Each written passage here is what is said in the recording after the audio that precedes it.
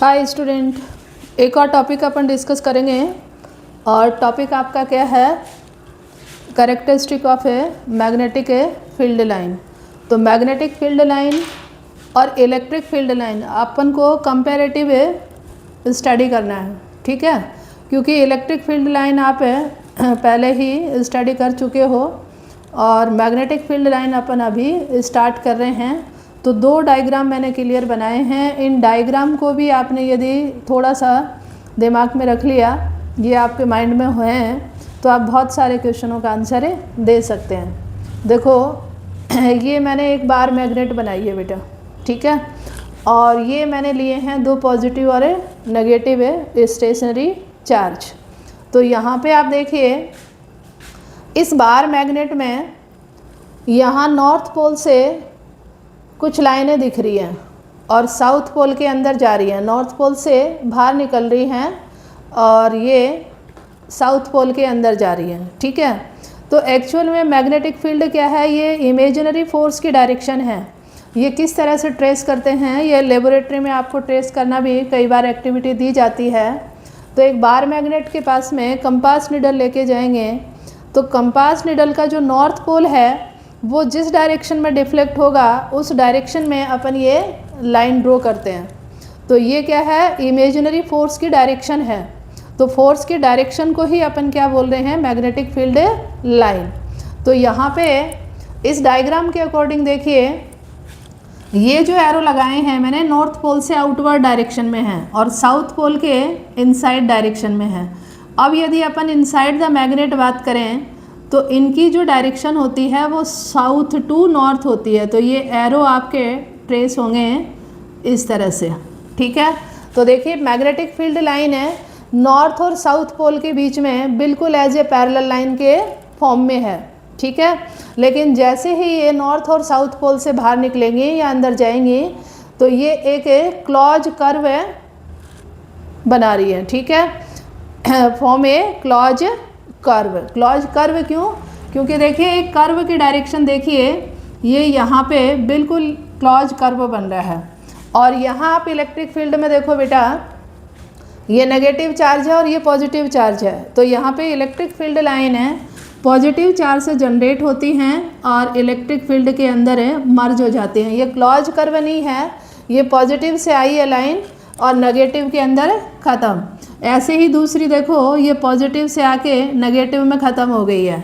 तो electric field जो है वो नेगेटिव चार्ज के इनसाइड डायरेक्शन में होता है और इसमें जो इलेक्ट्रिक फील्ड की लाइन है वो आउटसाइड होती है। लेकिन ये ओपन लूप बना रही है, न कि क्लोज लूप। दूसरा आप देखिए, यहाँ ये नॉर्थ और साउथ पोल के पास में बहुत नियर बाई है, मतलब बहुत पास पास हैं ये मैग्नेटिक फील्ड लाइन, और ऐसा ही इलेक्ट्रिक फील्ड लाइन में है। तो देखिए नॉर्थ और साउथ पोल के पास में जो मैग्नेटिक फील्ड लाइन की डेंसिटी है वो क्या होगी, मैक्सिमम होगी। ऐसे ही पॉजिटिव और नेगेटिव चार्ज के पास में इलेक्ट्रिक फील्ड लाइन की डेंसिटी ज़्यादा होगी, ठीक है।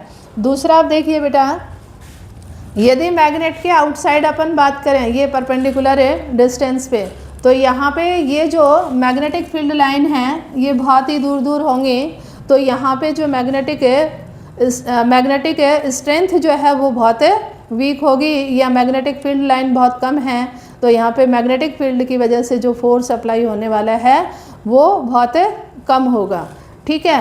तो मैंने कंपैरेटिव पॉइंट लिखे हैं। मैग्नेटिक फील्ड लाइन फॉर्म ए क्लॉज कंटिन्यूस लूप। कंटिन्यूस का मतलब भी क्या है कि ये आप किसी भी कंपास को पास लेके जाएंगे तो वो कंटिन्यूटी में इस तरह से क्लॉज लूप बनाएंगे। तो ये कंटिन्यूस क्लॉज लूप बनाएंगे और इलेक्ट्रिक फील्ड लाइन जो है वो कंटिन्यूस ओपन लूप फॉर्म करेंगे, ठीक है।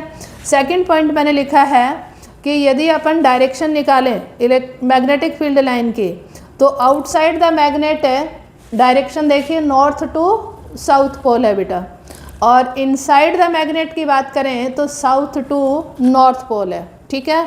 और यहाँ इनसाइड वाली तो सिचुएशन होती नहीं है, तो इसमें जो डायरेक्शन होगी वो होगी positive charge to negative charge, ठीक है। क्योंकि ये पॉजिटिव चार्ज से जनरेट होती हैं और नेगेटिव चार्ज में मर्ज हो जाती है, ठीक है।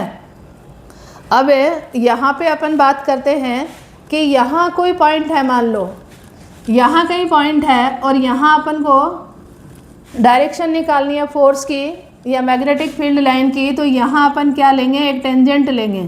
तो टेंजेंट की जो डायरेक्शन होगी वो शो करेगी डायरेक्शन ऑफ मैग्नेटिक फील्ड और या फिर डायरेक्शन ऑफ मैग्नेटिक फोर्स। यहाँ भी अपन किसी पॉइंट पे यदि डायरेक्शन निकालना चाह रहे हैं तो आपको क्या ट्रेस करना पड़ेगा, एक टेंजेंट लेना पड़ेगा और टेंजेंट के डायरेक्शन में होगी इलेक्ट्रिक फील्ड लाइन की या इलेक्ट्रिक फोर्स की।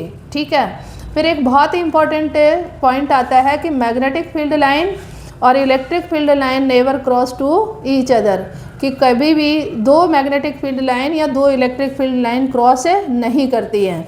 तो उसका रीज़न मैंने लिखा है कि यदि दो लाइन एक दूसरे को क्रॉस करेंगे तो ये वाली सिचुएशन आएगी। देखिए, दो इलेक्ट्रिक या मैग्नेटिक फील्ड लाइन क्रॉस करेंगे तो ये वाली सिचुएशन आएगी बेटा। तो इस पॉइंट पे ये दोनों मीट कर रही हैं और ये पॉइंट मैंने मान ले लिया ए। अब इस पॉइंट के लिए टेंजेंट अपन बनाते हैं, तो एक के लिए टेंजेंट इस डायरेक्शन में आएगी और एक दूसरी लाइन के लिए टेंजेंट इस डायरेक्शन में आएगी। तो दो डायरेक्शन में force at a time possible नहीं है, तो ये सिचुएशन पॉसिबल नहीं है। मतलब है दो लाइन यदि क्रॉस करेंगे एक ही पॉइंट पे कॉमन पॉइंट होगा और कॉमन पॉइंट पे एट ए टाइम दो फोर्स की डायरेक्शन पॉसिबल नहीं है, इसलिए मैग्नेटिक और electric field line never cross to each other. तो कई बार इस पॉइंट पे सेपरेट क्वेश्चन बनाया जाता है लास्ट पॉइंट पे, और नहीं तो इनमें से कोई एक एमसीक्यू और आरबीएससी में तो डायरेक्ट क्वेश्चन बनता है और वही क्वेश्चन आपका आता है right the characteristic of magnetic या इलेक्ट्रिक फील्ड लाइन। तो ये सारे पॉइंट आपको डायग्राम के साथ देने होंगे। ठीक है, हैव ए नाइस डे बेटा। और वीडियो को आप देखें, अपने नोट्स बनाएं और सब्सक्राइब करें, चैनल को लाइक भी करें।